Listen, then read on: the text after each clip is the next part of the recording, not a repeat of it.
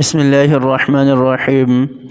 بہت سارے ہمارے دوست احباب ایسے ہیں، مسلمان بھائی ہیں کہ کسی دوسرے مسلمان کو اگر کوئی نعمت مل جاتی ہے تو ان کو تکلیف ہوتی ہے، ان کو رنج پہنچتا ہے۔ گھروں کے اندر بھی اس طرح ہوتے ہیں، خاص کر عورتوں کے اندر تو یہ چیز بہت زیادہ ہے۔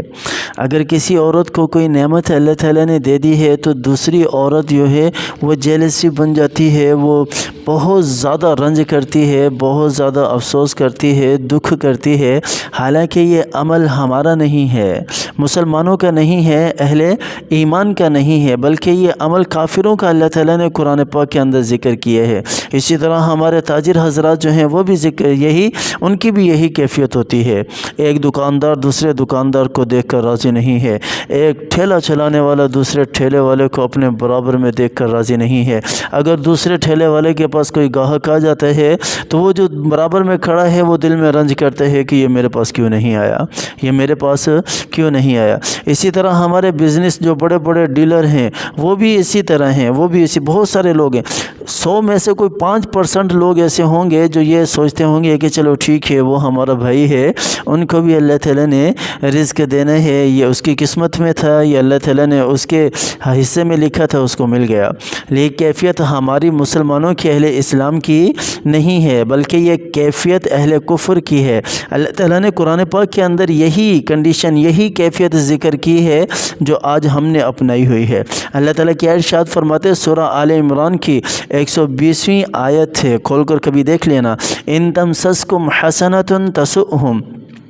یہاں کافروں کے بارے میں اللہ تعالیٰ نے ارشاد فرمایا کہ اے ایمان والو، اگر تمہیں کوئی اچھائی ملتی ہے تو اس اچھائی پر ان کافروں کو رنج پہنچتا ہے۔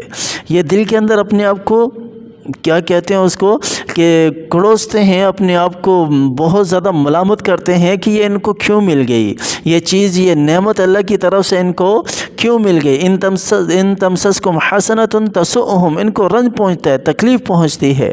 وَإِن تُصِبْكُمْ سَيِّئَةٌ يَفْرَحُوا بِهَا، اور اگر ان کو آپ کو کوئی مصیبت آ جائے تو اس پر یہ ہنسیں گے۔ یہی کیفیت آج ہمارے مسلمانوں کی بھی ہے، ہمارے گھروں کے اندر بھی، ہمارے ماں بہنوں کے اندر بھی یہی ہے۔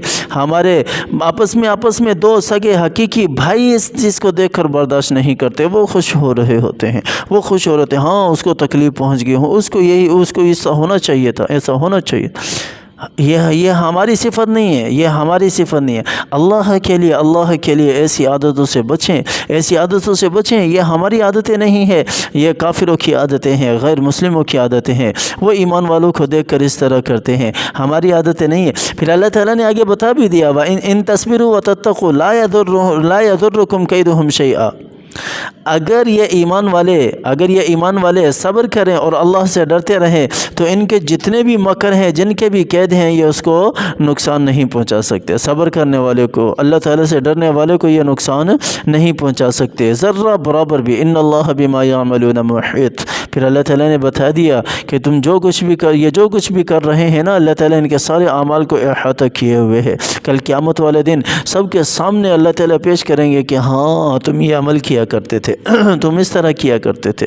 تو میرے بھائیوں اور دوستوں، بزرگوں، اپنے آپ سے اس صفت کو نکالیں، ختم کریں۔ میرا رزق مجھے ملنا ہے، کسی کے اندر طاقت نہیں ہے کہ اللہ کی ذات سے میرا رزق چھین سکے۔ اللہ نے خود ذمہ لیا ہے، وہ مجھے مل کر رہے گا۔ مجھے جو نعمتیں ملنی ہیں وہ مجھے مل کر رہیں گی، کسی کے اندر طاقت نہیں ہے کہ وہ میری نعمتوں کو مجھ سے چھین سکے۔ ہاں، اللہ سے دعا کیا کریں اپنے رزق کی وسعت کے لیے، اپنے مال کی وسعت کے لیے، صحت یابی کے لیے، عافیت کے لیے اسباب اختیار کریں، اللہ تعالیٰ سے مزید مانگیں، لیکن کسی دوسرے کے بارے میں یہ کیفیت اختیار نہ کریں، یہ صفات اختیار نہ کریں۔ اللہ تعالیٰ کی ذات مجھے بھی اور آپ کو بھی سمجھ عطا فرمائے، اللہ تعالیٰ ہمیں عمل کرنے کی توفیق عطا فرمائے۔ آمین ثم آمین، وآخر دعوانا ان الحمد للہ رب العالمین۔